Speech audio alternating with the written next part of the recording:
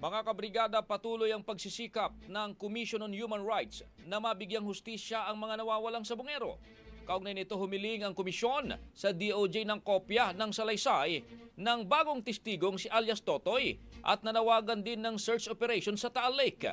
Narito po ang ulat ni Brigada Kath Austria. Ibrigada mo! Brigada! Live report! Hiniling na ng Commission on Human Rights sa Department of Justice ang kopya ng salaysay ni alias Totoy, ang bagong lumutang na testigo sa kaso ng mga nawawalang sabungero. Ayon kay CHR Commissioner Beda Epres, nais ang komisyon na gawing batayan ang kanyang mga pahayag upang muling buksan ang mga kasong dati nang inimbestigahan pero na-archive dahil sa kakulangan ng ebidensya. Kaugnay nito, nanawagan si Commissioner Epres sa lahat ng ahensyang may kinalaman sa investigasyon na magkaisa, partikular na ang DOJ, NBI at PNP, maging ang Philippine Coast Guard at Philippine Navy para naman sa pagsasagawa ng search operation sa Taal Lake.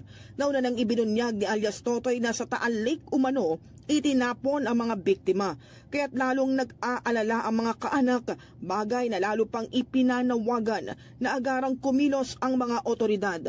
Umaasa ang mga pamilya na sa tulong ng CHR at iba pang ahensya, may babalik ang hustisya para sa kanilang mga mahal sa buhay. In the heart of changing lives, ako, si Brigada Kath Austria ng 105.1 Brigada News of Manila, The Music and News Authority. Ang bahaging ito ay hatid sa atin ng PowerCell Soya Coffee. Masarap araw-arawin.